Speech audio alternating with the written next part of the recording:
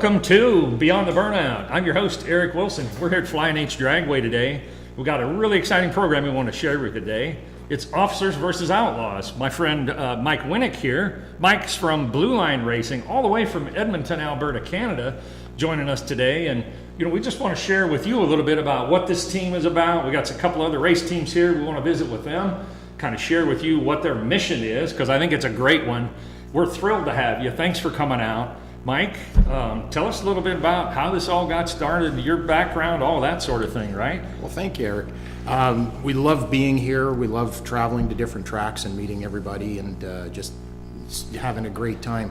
So how I got started was back in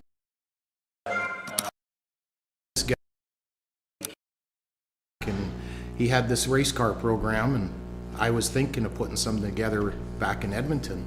And I'm a licensed mechanic before I joined the police department, and I kind of knew the culture, the car culture and the police culture. Sure. And there's a huge wall in between. 100%. And so we wanted to try to break down those barriers, and we had a big street racing scene. We didn't have a local track, and it kind of took off. The street racing scene really took some underground roots, and we wanted to get in there and combat it. So we built a race car. Scott Graham from LA came up and presented it actually to our executives, and we got a 6-month pilot project. Well, 28 years later, we're still doing it. Extended pilot. That's right. That's awesome. So what we did was something that was never seen before, never heard of before, and it was very contradictory. We built a police race car, and it was to attract attention to the youth and to the public to say, hey, you know what, we're gearheads too, we like to have fun, we just know where to go. And so we started to go to car shows, community events, and into schools, and really start talking about this. And it's just been growing ever since. Well, I think it's exciting to me, not just having you here. Trust me, that's really exciting. But the message for us is like we have I think a pretty strong, I'm going to call it street racing scene here in the Kansas City area, and I'm using that rather loosely. Yeah. Because everything that happens on the street that's sort of outlaw oriented seems to get branded by the media as street racing or outlaw or drag racing, and it's really more sideshow and things like that. But I know that KC area police department has definitely a strong desire to kind of bring this in. So this is a great way to for us to learn here at Flying H how we might be able to partner with them and maybe start something that lasts 28 years, right? So maybe going into the back half of this season or starting out next year, maybe we can get them involved and get some media exposure, positive media exposure for our sport. Right. Bring some of that into a controlled environment where we have safety. We've got fire and safety, EMS, we've got all this stuff here, right, that we ought to have to make it safe. The spectators are safe, they're behind the wall. If something would happen, we have all that in place, so it's fantastic. But hey, enough about what I'm looking for. Tell me a little bit about the car. I'm excited to learn about that, right? So what I brought with me is a 72 Plymouth Duster, and it's got a Gen 3 twin turbo Hemi in it. Oh, nice. It's making around Make some 1,500. steam. Yeah, it's a lot of fun, and it's the first car that started our program, and it's seen a few transitions in its years. It's an all steel car except for the hood and trunk lid, and it's all been built by myself and one other fellow in the shop. So it's a built, not bought car, and pretty proud of that. That's even better. That's even better. Yeah, and it kind of represents a car that anybody can build. It's not out of the league of anybody that can just get some parts together, especially with today's Coyotes, LSs, and Hemis out there. It's incredible when we do our street nights here, the cars that come out, you can make 1,000 horsepower at the drop of a hat. Yeah. It didn't used to be that way. Right. So you can outrun your safety and things like that with these late model cars. You get the checkbook and go get a payment book, and you too can have 1,000 horsepower hot rod pretty quick. So, and people don't buy a 1,000 horsepower car to go get groceries. They want to test it. They want to play a little bit. They want to play right? a little bit, yeah. And you have a beautiful facility here. This is it's first class. Thank you. So we're proud of it, and we're certainly proud. And stoked to have you here. I see you brought some friends with you too. Yes. So It's not just you Yeah. out here making exhibition runs. We're going to have a little competition here this weekend. Tell us a little bit about that. So, remember that guy I was telling you about from LA? Well, he's here today. We've stayed friends all this time. I don't know how, I must be How that paying him happened. good, yeah, so he's here with his team, and got Scott Halsey we met along the way, and he's now part of Officers versus Outlaws. The three of us formulated this. We still go out and do our own individual community events in high schools throughout the year, but we do bring this series to tracks across North America. So this is going to be one weekend where we have the series. That's you. So we started back in 1996. We debuted our first Barracuda, and it originally, before I was a deputy sheriff, I had been, to the drag races, and LAPD had a car. Tony Foti from LAPD, been doing this for a number of years, and I tried to do it with our department, and they said, "Oh no, there's a lot of liability." So I'm all about finding the gray area. Sure.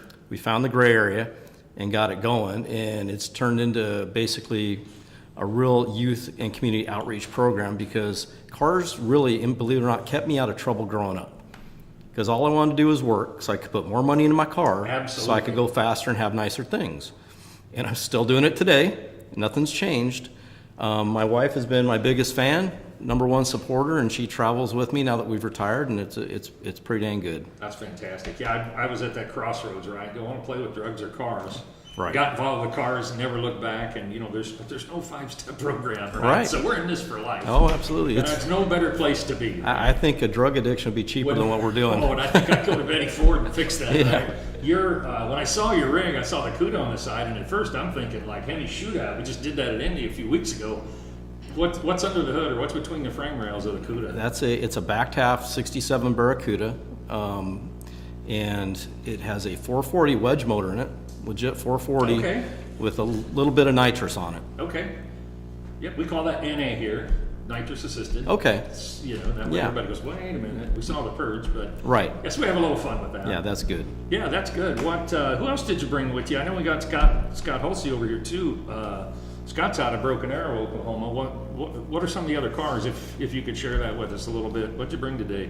Well, we brought Mike's Duster, we brought my Barracuda, and we brought Scott's early first-gen Camaro. Okay, And I'll let so him tell you now more we about got that. a little Mopar on Chevy action going here too. Yeah, he was a little jealous. We just came from Bowling Green from the Holly Mo party last week, but they didn't appreciate his taste in vehicles, so he met us here. Well, sometimes that happens. Yeah, right? it does. These purists drive us crazy, right? Right, But, exactly. Yeah, well, I'm kind of Heinz 57 mixed breed. I've been in automotive retail most of my life, and played with almost every domestic brand and some of the imports. So it's like, what brand is it? It doesn't matter, right? If you're here and you're having fun and you're being safe. So we're trying to tell everybody. That's why. So we each, like Mike mentioned, we each have our individual programs in our own communities that we do, and mostly it's about like with us and all the guys involved. It's about talking to young adults and kids and make good choices in life so you can have fun. Stay out of the back of a police car. Stay out of jail. Sure. And so but when we retired and we decided we came up with this is where we're going to local tracks.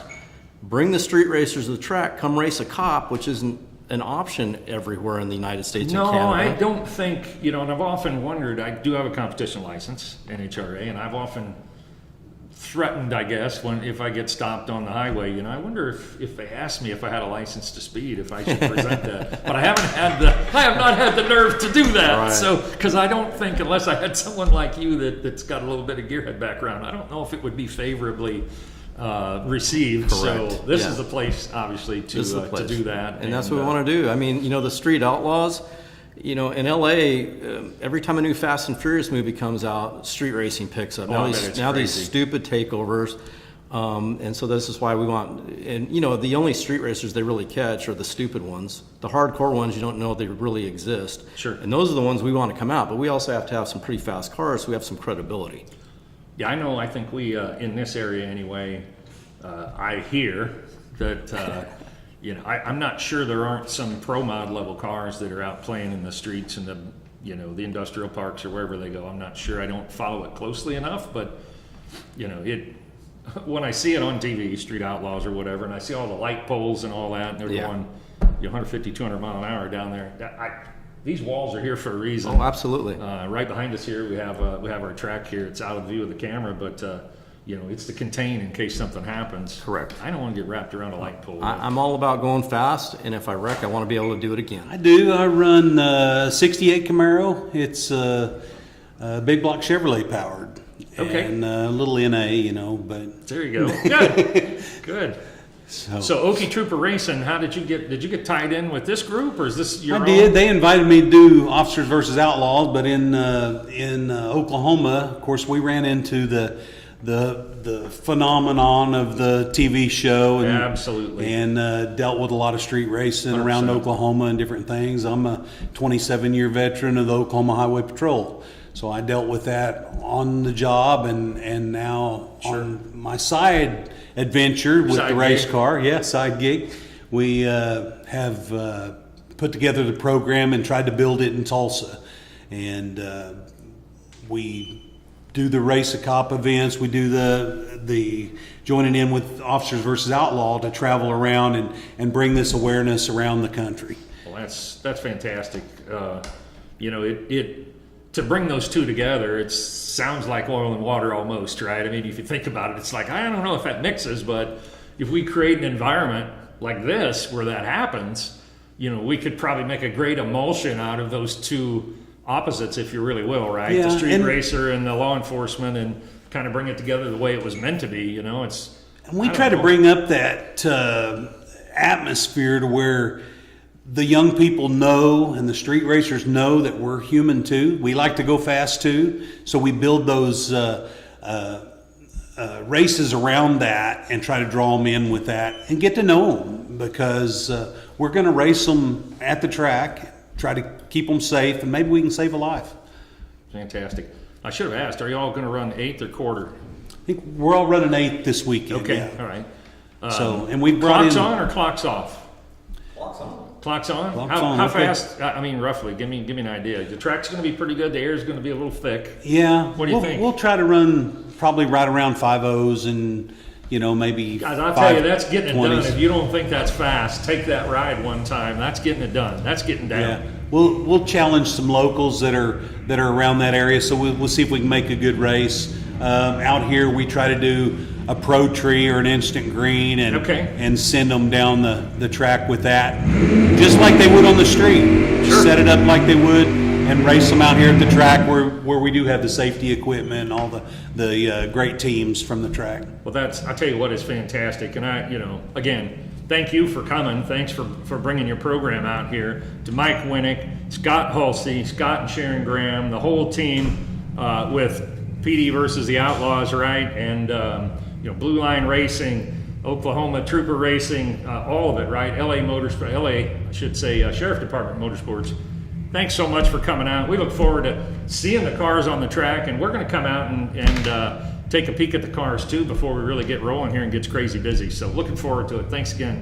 Really appreciate you. Thank you for inviting us. 100%. I've been Eric. They've been Police Department versus Locals. We've been Flying H. Thank you for tuning in.